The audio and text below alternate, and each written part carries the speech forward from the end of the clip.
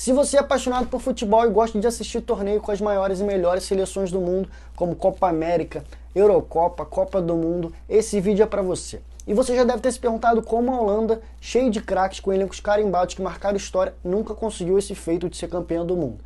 Nesse vídeo a gente vai discorrer sobre esse assunto e no decorrer desse vídeo a gente vai mostrar esses elencos históricos, uns que bateram na trave, outro que conseguiu conquistar um título de expressão, e a gente vai tentar chegar numa conclusão se a Holanda é uma seleção realmente boa ou se é uma seleção superestimada.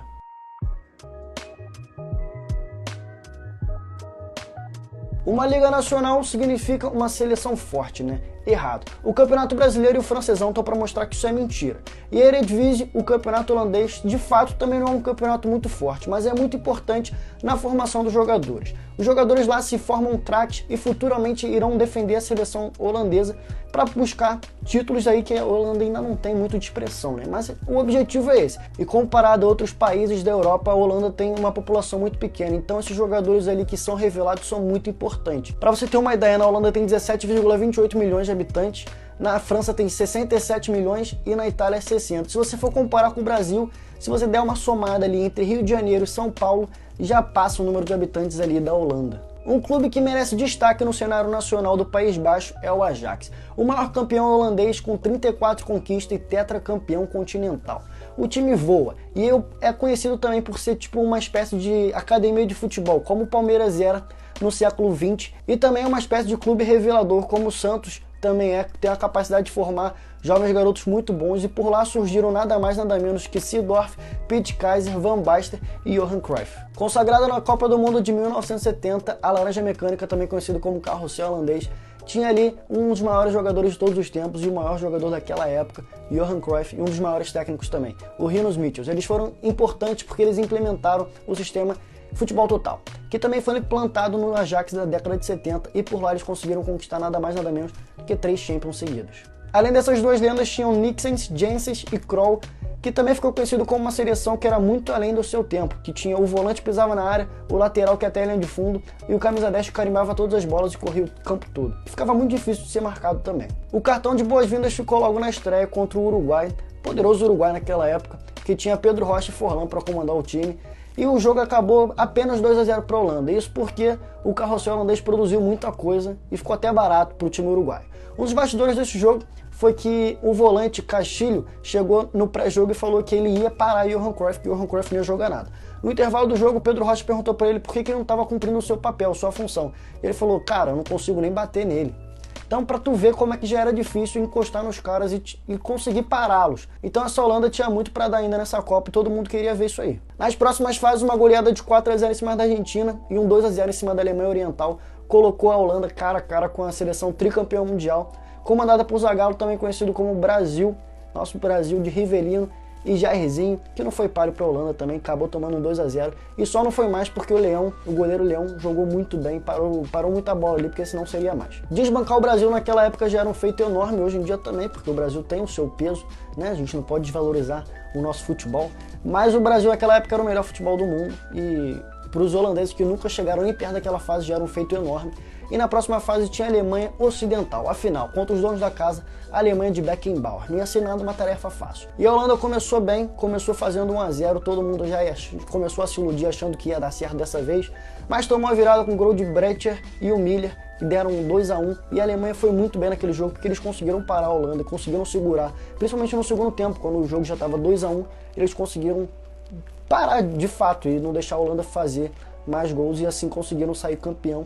E a Holanda ficou com gostinho da derrota. Vindo de um período mágico na década de 70, porém sem conquistar nenhum título, a Holanda vinha num período que só a Holanda consegue passar, de recaídas e entre safras ali que eles acabam ficando mal e não conseguiram se classificar para a Copa do Mundo de 82 e 86, mas isso precisava mudar, e aí chegou a Eurocopa de 88. E quem eles chamaram para comandar o time de novo? Rinus Michels, que tinha a missão de comandar um time vencedor e, se pá, ainda se vingar da Alemanha. Mas essa vingança aí vocês já vão entender. Vamos pros fatos que aconteciam. Em termos de qualidade técnica e futebol no pé, a seleção da Holanda não ficava para trás para ninguém. Com Rijkaard, Coman, Van Basten e Gullit, essa seleção chocaria o mundo quando fosse conquistar a Eurocopa de 1988. E começaram já no grupo da morte, um grupo que ninguém queria cair. União Soviética, Irlanda e Inglaterra. E não foi nada fácil para a Laranjinha chegar na fase eliminatória, porque o grupo estava difícil, e destaque uma vitória de 3-1 contra a Inglaterra com o hat-trick do Van Basten, que, irmão, esse cara jogou muito. Na fase seguinte, Rinus Michels se via diante de um fantasma que 14 anos atrás tinha tirado o doce da boca da criança. A Alemanha estava de novo no sapato da Holanda, e dessa vez na semifinal. E o roteiro dessa vez um pouco repetitivo. Anota comigo algumas coincidências. O mesmo adversário jogando contra os donos da casa, o mesmo treinador no comando da Holanda, o mesmo placar e de virada um 2-1, só que dessa vez o que conspirou para a Alemanha 14 anos antes, conspirou para a Holanda dessa vez e a Holanda conseguiu se classificar para a final. Resultado muito bom com o gol de Koeman e Van Basten, o artilheiro fez a festa, uma festa que Amsterdã não fazia há muito tempo, mas era só a semifinal, a batalha final estava por vir. E aí eles iam pegar a União Soviética, que eles tinham perdido na fase de grupo por 1-0. E dessa vez era a vez de botar tudo ali pra ferver, porque, irmão, eles chegaram numa outra final, eles tinham que fazer valer e tinham que conquistar um título, né? E nessa final o placar tinha que ser diferente, né? Chegaram nessa vez, eles tinham que levar o caneco e conseguiram com um placar de 2-0, com um gol icônico de Van Basten, esse gol de vôlei que ele conseguiu fazer, que está marcado na história do futebol mundial. Foi lindo esse gol. Eles conseguiram fazer o placar de 2-0 sair com o caneco e se tornar pela primeira vez campeão com a seleção da Holanda. É o único título de expressão que a seleção da Holanda tem. E aí mais pra frente vocês vão entender que já bateram na trave algumas outras vezes e pode bater de novo. E quem nasceu nos anos 2000 tá acostumado com a Holanda aí presente em todas as competições, chegando forte, sendo até a favorita, apesar de ainda não conquistar nada. E eles tiveram um trio muito forte e muito poderoso quando jogavam junto. Sneijder, Van Persie e Robben. O Robben é o jogador que mais atuou pela seleção holandesa. Eles também contavam com a presença do Van der Vaart também, às vezes o Van Nistelrooy jogava também, e era uma seleção muito boa, que às vezes batia na trave também. Esses caras, quando jogavam junto, tinham uma química diferente, eles às vezes até jogavam mais e melhor do que jogavam nos seus clubes, isso é uma coisa muito difícil de acontecer nos dias de hoje. Mas na Copa do Mundo de 2010 eles fizeram uma trajetória impecável, com 100% de aproveitamento na fase de grupo, e chegaram nas quartas de final para enfrentar o Brasil. Aquela Copa que o Brasil estava já perdendo seus craques, Ronaldinho Gaúcho já não estava mais, Ronaldo Fenômeno já não estava mais, mas muita esperança tinha em cima de Robinho e Kaká, que eram para ser os nomes da Copa. Naquele jogo o Robinho até conseguiu fazer um gol e saiu na frente, mas no segundo tempo, desastroso do Brasil, Sneijder fez 2 gols e consagrou ali a seleção holandesa, que passou de fase e deixou o Brasil para trás. Na próxima fase, eles enfrentaram outra seleção sul-americana, dessa vez o Uruguai. No jogo pegado, no jogo difícil, eles conseguiram passar e deixaram eles para trás também com um placar de 3-2. E agora, dessa vez, eles iam enfrentar a única seleção que poderia parar eles naquela Copa, a Espanha, de Xavi e Iniesta, e que tinha um elenco formado da base do Barcelona, que era o melhor time daquela época. Só de falar esses nomes, você já sabe que o jogo, o nível técnico ali já era muito bom. O jogo foi muito pegado e foi até a prorrogação. Foi decidido aos 116 minutos da prorrogação com um gol de Iniesta, o que deixou um gostinho amargo na boca dos holandeses, isso porque o Robben teve uma chance um pouco antes, cara a cara, no tempo ainda normal, cara a cara com o goleiro Casillas, e não conseguiu marcar e não conseguiu levar esse título para a seleção holandesa. Vale destacar que essa geração da Holanda também fez um outro Mundial muito bom em 2014 no Brasil.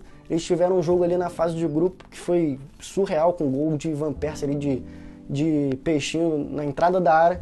E eles bateram o Brasil também na disputa de terceiro lugar, ficaram com a medalha de bronze e deixaram a gente com outro gostinho amargo aí de 3-0 no placar. O País Baixo, inclusive, tem uma rivalidade ali com o Brasil, que desde a década de 70 já foram 5 confrontos. E apesar da gente ser uma seleção pentamundial, eles só terem a Eurocopa como título de expressão, eles saem na vantagem. São 5 confrontos e 3 vezes eles levaram a melhor. Isso tudo em fase mata-mata, ou seja, eles eliminaram o Brasil 3 vezes de Copa do Mundo. Após a aposentadoria de Robben, Sneijder e Van Persie da seleção holandesa, a seleção da Laranja Mecânica deu uma caída drasticamente. Isso, eles nem conseguiram se classificar para a Copa do Mundo da Rússia de 2018. Mas tudo leva a crer que essa fase melancólica, essa fase ruim já está passando. Isso deve muito também aos talentos que vieram em 2019 do Ajax, o De Ligt, o De Jong e o Van de Beek. O De Ligt forma uma dupla de zaga na seleção com o Van Dijk, ou seja, então já forma uma das maiores zagas e mais fortes zagas do mundo em termos de seleção. E também eles contam também com o Hinaldo e o Memphis Depay, que também é um jogador muito bom. Então eles estão com uma seleção muito boa, inclusive eles conseguiram outro vice-campeonato, dessa vez da Nations League, perdendo para Portugal. Com todos esses argumentos e elencos históricos que a Holanda teve e a gente mostrou aqui para você, mas que resultou apenas numa Eurocopa, eu quero te perguntar o seguinte: a Holanda pode ser considerada uma superpotência entre as seleções como Brasil, França, Alemanha, ou fica no escalão abaixo com Portugal e Bélgica? Eu te deixo essa pergunta, responde aqui nos comentários, deixa o like, se inscreve no canal, manda esse vídeo para seus amigos aí e eu te vejo no próximo vídeo. Valeu!